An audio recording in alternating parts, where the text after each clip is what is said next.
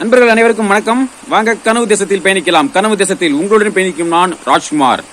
நண்பர்களை இன்றைய காணொலி பதிவில் இதை பற்றி பார்க்க போறோம். அப்படின்னா, சீமான் உனக்கு கத்தி கத்தி தான் பேச தெரியும், நாங்க கத்தியோட பேசுவோம் தெரியுமா என்று சீமானுக்கு கொலை மிரட்டல் விடுத்த திமுகவின் நிர்வாகி.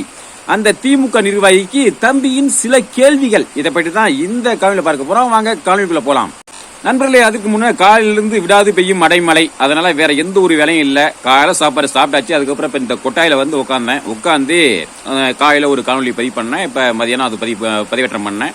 அடுத்து சரி சும்மா இருக்கிறது வேற என்ன வேலை, நமக்கு வந்து எப்பயுமே பாத்தீங்கன்னா எப்பயும் அதாவது விவசாய வேலை ஒரு பக்கம், அதை தாண்டி இன்னொரு சிந்தனை என்ன அப்படின்னா நமது கட்சியை பற்றிய சிந்தனை தான். நம்ம கட்சிக்காக வந்து என்ன பண்ணணும், எப்படி எல்லாம் நம்ம வந்து திட்டங்களை முன்னெடுக்கலாம், எப்படி எந்த மாதிரி செயல்படணும் அப்படிங்கிற ஒரு சிந்தனை தான் என் மனசுக்குள்ள ஓடிட்டே இருக்கும், என் மண்டையில என் மூளைக்குள்ள ஓடிட்டே இருக்கும். அதை பற்றின தகவலை வந்து உங்களோட பகிர்ந்து கொள்ளணும் அப்படிங்கிறது தான் எனது ஒரு இலக்கு, ஒரு கனவு, ஆசை. அந்த வகையில ஒரு 2 காணொலிக்கு முன்பு ஒரு காணொலி பதிவு பண்ணியிருந்தேன். அந்த காணொலியை வந்து ஒரு 1000 பேர் தான் பார்த்திருக்காங்க. அந்த காணொலியினுடைய தொடக்கத்துல ஒரு முக்கியமான விடயத்தை வந்து நான் பதிவு பண்ணியிருந்தேன். அது திரும்பவும் ஏன் பதிவு பண்றேன் அப்படின்னா, இன்னும் நிறைய பேருக்கு போய் சேரணும் அப்படிங்கிறது தான். அதாவது இந்த திமுகவின் உடன்பிறப்புகள் வந்து நாம் தமிழ் கட்சியை பார்த்து வாட்ஸ்அப் குரூப் கட்சி அப்படிங்கிற மாதிரி சொல்லுவாங்க, இழிவுபடுத்துவாங்க. அதாவது வாட்ஸ்அப்லயே கட்சி நடத்துறாங்க அப்படிங்கிற மாதிரி அந்த பேர்ல இழிவுபடுத்துவாங்க. அதனால அந்த காணொலி என்ன பதிவு பண்ணியிருந்தேன் அப்படின்னா, எந்த ஒரு பெயரை கொண்டு எந்த சொல்லை கொண்டு நம்ம இழிவுபடுத்துகிறார்களோ அதே பெயரிலேயே நம்ம வந்து மிகப்பெரிய ஒரு புரட்சி செய்யணும் அப்படிங்கறத பற்றி. அப்ப இந்த வாட்ஸ்அப் புரட்சி அப்படிங்கிற பேர்ல நம்ம வந்து மிகப்பெரிய ஒரு புரட்சி நம்மளால செய்ய முடியும். அது எப்படிங்கறத பற்றி அந்த காணொலியில பேசியிருக்கேன். சுருக்கமா இதுல சொல்லிடுறேன். அதாவது நம்ம ஸ்டேட்டஸ் வைப்போம் பாத்தீங்களா, அண்ணன் சீமானருடைய காணொலியை வந்து நம்ம சிறு சிறு காணொலியில வந்து நம்ம ஸ்டேட்டஸ்ல வைப்போம். அது மட்டும் இல்லாம, அதாவது மக்கள் மனதில் எளிதில் தாக்கத்தை உண்டாக்கக்கூடிய சில விடயங்களை, சில கருத்துக்களை வந்து நம்ம எழுதி நம்ம ஸ்டேட்டஸ்ல வைக்கணும் அப்படிங்கறத பற்றி தான். அதை வந்து அந்த காணொலியை வந்து நான் இணைப்பு கொடுக்குறேன் பாருங்க. இது இன்னும் வரும் நாட்கள்ல அதை பற்றி தனி ஒரு காணொலியில வந்து அது எந்த மாதிரி ஸ்டேட்டஸ்ல வந்து அந்த மாதிரி மக்களை ஈர்க்கக்கூடிய வகையில நம்ம வந்து பதிவுகளை வந்து போடணும். அதாவது சில கேள்விகளை கேட்கறது மூலமாகவும் மக்கள் நம்ம இருக்கக்கூடிய அந்த அறியாமையை வந்து நீக்கி நமது நாம் தமிழ்ச்சி ஆதரவாக மக்களை வந்து நம்ம திரட்ட முடியும். அதை பற்றி நம்ம விரிவா நம்ம பேசுவோம். சரி நண்பர்களே, வாங்க இப்ப நேரா காணொலிக்குள்ள போலாம். அதாவது திருநெல்வேலியில ஒரு தெருமுனை கூட்டத்துல ஒரு திமுகவின் நிர்வாகி வந்து பேசியிருக்காரு. அவருடைய பெயர் வந்து ராவணன். அவரை பாக்குறதுக்கு எனது அப்பாவின் வயது உடையவரை தான் தெரியறாரு, ஆனா பேர் வந்து ராவணன். இப்ப இந்த இடத்துல எனக்கு அவர்கிட்ட எனக்கு ஒரு தாழ்மையான ஒரு வேண்டுகோள் என்னன்னா, ஐயா தயவு செய்து அந்த பேரை வந்து நீங்க இழிவுபடுத்தாதீங்கய்யா. இந்த பேர் வந்து உங்களுக்கு பொருத்தம் கிடையாது. நீங்க வேற மாதிரி பேர் வச்சுக்கீங்க. எப்படி அப்படின்னா, கருணாகரன், கருணாகரன் அந்த மாதிரி வைங்க, இல்ல கருணாநிதினு கூட வைங்க, இல்லைன்னா நாஞ்சில் சம்பத், அந்த பேர் வந்து ரொம்ப பொருத்தமா இருக்கும், அந்த மாதிரி கூட வைங்க. அந்த மாதிரி பேரா பார்த்து வச்சுக்கீங்க. தயவு செய்து இந்த மாதிரி ராவணன் அப்படிங்கிற அந்த உயர்ந்த பேரெல்லாம் வச்சு அது உங்களுக்கு வச்சு இந்த மாதிரிலாம் வந்து இழிவுபடுத்தாதீங்க ஐயா. அதனால உங்க பேரை தயவு செய்து கொஞ்சம் மாத்திங்க. சரி, இப்ப ஐயா வந்து சில கேள்வியில வந்து ரொம்ப உணர்ச்சி வசப்பட்டு ரொம்ப பொங்கி எழுந்து கேட்கிறாரு. சரிங்க நண்பர்களே, முதல்ல அந்த ஐயா பேசின அந்த காணொலியுடைய ஒரு சிறு பகுதியை நினைக்கிறேன், முதல்ல பார்த்துட்டு வந்துருங்க. மீதி வந்து நம்ம ஐயா சில கேள்வியில கேட்போம். சீமா உனக்கே சொல்றோம்டா, இந்த ராவண நீ கத்தி பேசணும், உன்னை கத்தி கொண்டு பேசுவோம்டா. திரோதிக்கு வந்தா நீ திரும்ப முடியாது. செபஸ்டியான், இல்லை முழு பேரை சொல்லுடா. என் பேரு என்னன்னு கேட்டா முழு பேர் சொல்லுவேன். எங்க அப்பா பேர் என்ன முழு பேர் சொல்லுவேன்டா. நீ சொல்ல தகுதி இருக்காடா? இந்த விடுதலை புலிகளை ஆதரித்ததற்காகவே ஆட்சி அதிகாரத்தை இழந்தவர்களா திமுக காரன் தெரியுமா? ஆட்சியே இழந்திருக்கும்டா. இந்தியா ராணுவம் இலங்கையிலே போர் புரிந்து வருகிறது என்று சொல்ல போது வரவேற்க மறுத்த தலைவன் தமிழின தலைவன் டாக்டர் கலைஞர் தெரியுமாடா? நாய பிக்காலி பையல ஏழு சைமன். என்ன நண்பர்களே, பாத்தீங்களா, இதுல ஐயா வந்து அண்ணன் சீமான் அவர்களுக்கு சில கேள்விகள் வந்து எழுப்பியிருக்காரு. அந்த கேள்விக்கு நம்ம வந்து பதில் சொல்லுவோம்.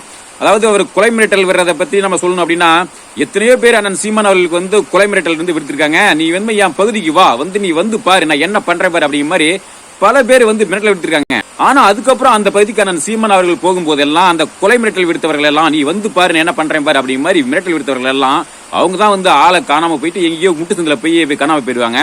மொத்தத்துல இந்த திராவிட ஊப்பிகளை வந்து வாய் சாவடால் விடுவாங்களே தவிர மற்றபடி செயல்ல வந்து எதுவுமே கிடையாது. எல்லாமே வெறும் சொல் அளவுல தான், செயல்ல எதுவுமே கிடையாது. அந்த வகையில தான் இவரும் வந்து பேசியிருக்காரு. சரி, அவரு வந்து வாய்க்கு வந்த மாதிரி பேசியிருக்காரு, மெட்டல் எடுத்திருக்காரு. அதை நம்ம பிறகு பார்ப்போம். சீமான் வந்து திருநெல்வேலிக்கு வந்தா நாங்க என்ன பண்ணுவோம் அப்படிங்கிற மாதிரி மெட்டல் எடுத்திருக்காரு. நிச்சயம் ஒரு நாள் வந்து அண்ணன் சீமான் அவர்கள் திருநெல்வேலிக்கு போவாங்க. அப்ப இவர் என்ன பண்றாரு அப்படிங்கறத நம்ம அப்புறம் பார்ப்போம். சரி, இப்ப வந்து ஐயா அவர்கள் வந்து சில கேள்விகளை வந்து கேட்டிருக்காங்க. ஏன்னா ஐயா வந்து பெரியவர், நம்ம வந்து மரியாதையே பேசுவோம். சில கேள்விகள் கேட்டிருக்காங்க. என்ன அப்படின்னா, அதாவது செபாஸ்டியன் சைமன், முடிஞ்ச அவனுடைய பேரை வந்து உண்மையான பேரை வந்து சொல்லு, ஏன் வந்து உன்னுடைய பேரை மறைக்கிற அப்படிங்கிற மாதிரி கேட்டிருக்காங்க. ஐயா, முதல்ல அண்ணன் சீமான் அவருடைய பேர் உண்மை பேரை சொல்றது இருக்கட்டும், முதல்ல உங்கள் தலைவருடைய பேர் உண்மையான பேர் என்னங்க ஐயா? நான் கேள்விப்பட்டது வரைக்கும் தட்சிணாமூர்த்தி அப்படிங்கிற மாதிரி தான் நான் கேள்விப்பட்டேன். அப்ப கருணாநிதி பேர் அப்படிங்கிறது எங்கிருந்து வந்தது? முதல்ல அதாவது நீங்க மூத்தவர், நீங்க வந்து முதல்ல தோன்றின கழகம் திமுக 1949 தொடங்குச்சு. அப்ப முதல் முன்னோடி நீங்க தான். நீங்க முதல்ல உங்க ஐயாவுடைய பேர், உண்மையான பேர் என்னங்கறத முதல்ல சொல்லுங்க. அதன் பிறகு நாங்க வந்து அண்ணன் சீமான் அவருடைய பேர் என்னங்கறது, உண்மை பேர் என்னங்கறத அதுக்கப்புறம் சொல்லுவாங்க. சரிங்களா ஐயா? சரி, இது ஒரு பிறகு இருக்கட்டும். அடுத்தது என்ன அப்படின்னா, அதாவது 1988 நினைக்கிறேன், அந்த சமயத்துல ராஜீவ்காந்தி தலைமையில இங்கிருந்து ஒரு அமைதிப்படை அப்படிங்கிற பேர்ல இந்திய ராணுவம் வந்து இலங்கைக்கு போனாங்க. அங்க போயிட்டு அங்க நம்ம தமிழர்களை வந்து அங்களுக்கு நிறைய அட்டூழியங்கள், நிறைய அநீதி எல்லாம் இழைத்து விட்டு திரும்பி வரும்போது கருணாநிதி வந்து அவங்களை போய் வரவேற்க போகல. அப்ப எந்த அளவுக்கு வந்து அந்த இந்திய ராணுவத்தை வந்து எதிர்த்தாங்க அப்படிங்கிற மாதிரி ஒரு கருத்து பதிவு பண்றாரு. சரிங்க ஐயா, இது உண்மையா இருக்கும் பட்சத்துல நாங்க கூட ஐயா கருணாநிதி அவர்களுக்கு நாங்க தலை வணங்குறோம், ரொம்ப ரொம்ப மதிக்கிறோம் இந்த விஷயத்துல. சரிங்களா ஐயா? இதுல எந்த மாற்று கருத்தும் இல்ல. அடுத்து ஐயா இன்னொரு தகவலை பதிவு பண்றாரு. அது என்ன அப்படின்னா, அதாவது விடுதலை புலிகளை வந்து ஆதரிச்ச காரணத்தினாலேயே திமுக வந்து தனது ஆட்சியை வந்து இழந்த ஒரு கட்சி அப்படின்னா அது திமுக தான் அப்படிங்கிற ஒரு தகவல் வந்து பதிவு பண்றாரு. சரிங்க ஐயா, அதுல வந்து எங்களுக்கு ரொம்ப பெருமை தான். நாங்களும் வந்து நாங்க தலை வணங்கி ஏற்கிறோம், மதிக்கிறோம். அதுல எந்த மாற்று கருத்தும் இல்ல. சரிங்க ஐயா, அதுக்கப்புறம் இந்த 2009 இந்த இலங்கை இனவெறி சிங்கள ராணுவம் வந்து அங்க இலங்கையில உள்ள தமிழர்களை வந்து கொன்று குவிச்சாங்களே, இறுதிக்கட்ட போர்ல வந்து கிளிநொச்சியில ஒட்டுமொத்த தமிழர்களையும் கொன்று குவிச்சாங்களே. அப்ப அந்த காலகட்டத்துல, அந்த சமயத்துல இந்த போரை தடுக்கக்கூடிய சூழ்நிலையில இருந்தும், போரை தடுக்கக்கூடிய இடத்துல இருந்தும் நீங்க ஏன் அதை வந்து தடுக்கல? அதாவது உங்களோட ஆதரவோட தான் மத்திய அரசே வந்து செயல்பட்டு இருந்தது. நீங்க அன்னைக்கு வந்து ஆட்சியை இழந்தோம் அப்படின்னு சொல்றீங்கல்ல, ஒண்ணு இல்ல, 40 எம்பிக்கள் இருந்தாங்கல்ல, அவங்க வந்து தங்களுடைய ஆதரவை வந்து வாபஸ் வாங்கியிருந்தாலே நிச்சயம் வந்து அந்த போரை நிறுத்துவதற்காக அங்க மத்தியில் இருந்த அந்த காங்கிரஸ் ஆட்சி வந்து ஏதாவது நடவடிக்கை எடுத்திருப்பாங்கல்ல. அதை ஏன் நீங்க செய்யல? ஆட்சியே இழந்த நீங்க ஒரு 40 எம்பியை வந்து இழக்கிறதுக்கு உங்களால ஏன் முடியல? அப்ப என்ன காரணம்? ஏன் இதை வந்து நீ செய்யல?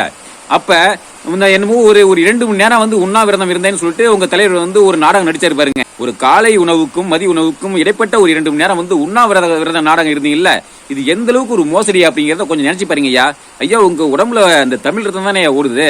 அப்ப அங்க 1.5 லட்சம் தமிழர்களை வந்து இறந்து விழுந்தப்ப அதை பார்த்து எப்படிங்க ஐயா நீ திரும்பவும் இந்த திமுகவுக்கு நீ முட்டு கொடுக்குறீங்க?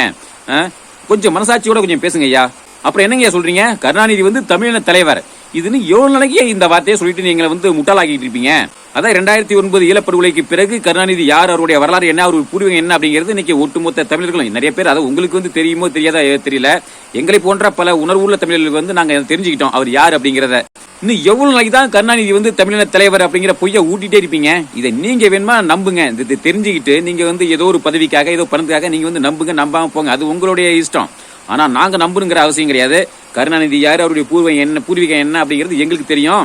அதனால எங்களுக்கு தலைவர், எங்கள் தமிழின தலைவர் அப்படின்னா அவர் ஒரே தலைவர், அவர் தான். அதனால திரும்ப வந்து ஊட்டிட்டு இருக்காதீங்க. அப்புறம் ஐயா கடைசியா 100 விஷயம் ஐயா, அண்ணன் சீமான் அவர்கள் நிச்சயம் திருநெல்வேலிக்கு வருவாரு. அப்ப நீங்க என்ன சொன்னீங்கல்ல, ஒரு வசனம் விட்டீங்கல்ல, வாய்ஸ் அவுட் விட்டீங்கல்ல, அதை வேணுமா செஞ்சு பாருங்க, பாப்போம்.